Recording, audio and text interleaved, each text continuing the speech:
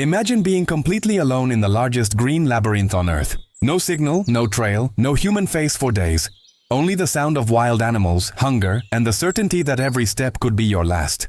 This video reveals the harsh reality faced by those who enter the Brazilian Amazon rainforest, one of the most dangerous and unforgiving places on the planet, and the incredible journey of a pilot who spent 36 days fighting to survive after a crash no one thought possible. Here you'll understand not only the real dangers of the rainforest, the absolute darkness, the silent predators, the lack of water, the overwhelming isolation, but also how human instinct can turn despair into resilience. And this might relate to your own life more than you think.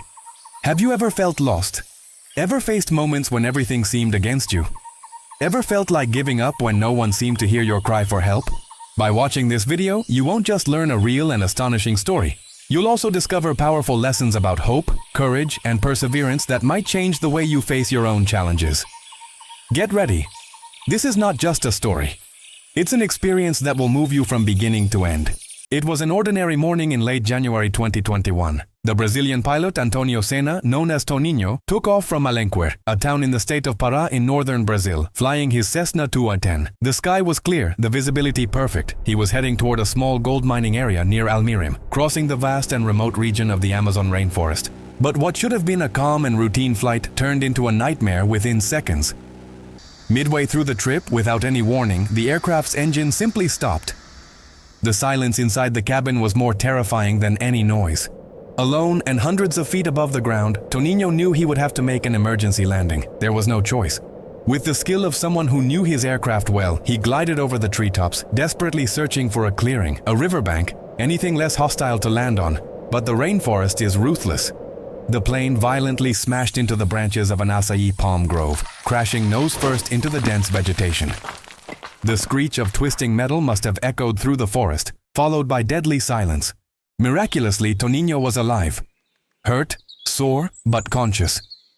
Driven by survival instinct, he managed to escape the wreckage. What he saw around him looked like a solid green wall, gigantic trees, thick vegetation, a world completely disconnected from civilization. He was alone. Completely alone.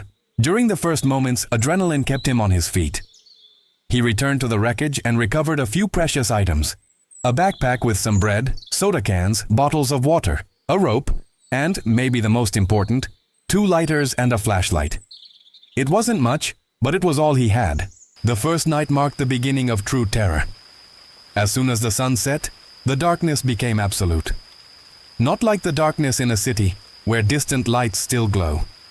This was total blackness, a veil that prevented him from seeing his own hand in front of his face. And with the darkness came the sounds. The Amazon rainforest at night is a symphony of frightening noises. Animal calls he couldn't identify.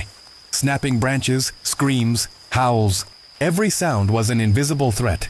He couldn't sleep. He stayed awake, curled up, gripping a pocket knife, imagining that at any moment a jaguar, a giant anaconda, or some other danger could emerge from the shadows. In the days that followed, he set up a small camp near the wreckage, waiting for rescue. He knew his family and the authorities in Brazil would be searching for him. Hope was his greatest fuel. And on the 5th day, it seemed to finally arrive. Far above, he heard the unmistakable sound of a helicopter. His heart nearly burst.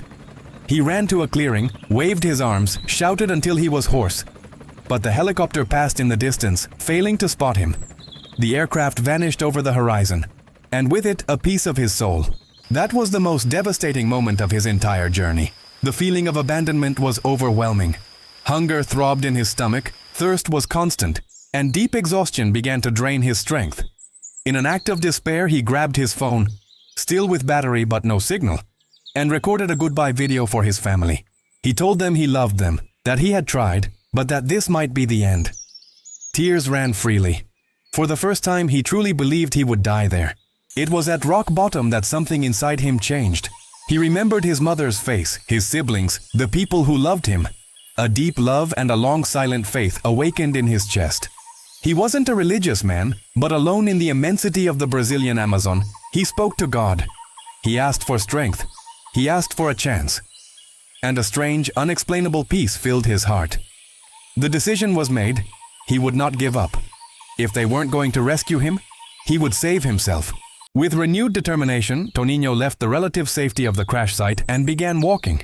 He decided to head east, where he knew small landing strips existed in remote areas. What followed were 28 days of brutal trekking. The rainforest offered no mercy. He crossed flooded terrain where his feet sank into deep mud, climbed and descended steep hills that drained his remaining energy. The vegetation was a living barrier. Thorn-covered vines, which he later called chameleon tails, tore his skin and clothes, leaving scars he still carries. Hunger was a constant pain. He lost about 55 pounds. His diet consisted of small forest fruits he found along the way. Some he dared to eat only because he saw monkeys eating them, and the occasional bird egg. The dangers were real and countless. Venomous snakes and spiders were a constant threat. But the greatest fear came from animals he could hear but not see. Jaguars. He never saw one. But at night, the sounds around his fragile shelter made him tremble. He learned that, after days in the wild, his own scent began to blend with the forest. He was no longer an unfamiliar intruder, just another creature in the ecosystem which could either protect him or turn him into prey. Every night he repeated a survival ritual. He found high ground, far from rivers to avoid caimans and other predators, and built a crude shelter of branches and palm leaves. Lighting a fire was a daily battle, often done with wet wood and requiring superhuman effort. But the fire was his salvation. It warmed his rain-soaked body, kept animals away, and most importantly, pushed back the darkness and loneliness. He prayed. He thanked God for surviving another day and asked for strength for the next. On day 35, exhausted, skeletal, and on the brink of collapse, he heard a sound that didn't belong to nature. It was the roar of a chainsaw. Following the noise like a beacon, he found a group of Brazil nut harvesters. At first frightened by his ghost-like appearance, the men quickly understood his story and welcomed him with kindness he would never forget. Dona Maria Jorge and her family cared for him, gave him food, clean clothes, and the greatest gift of all, a radio.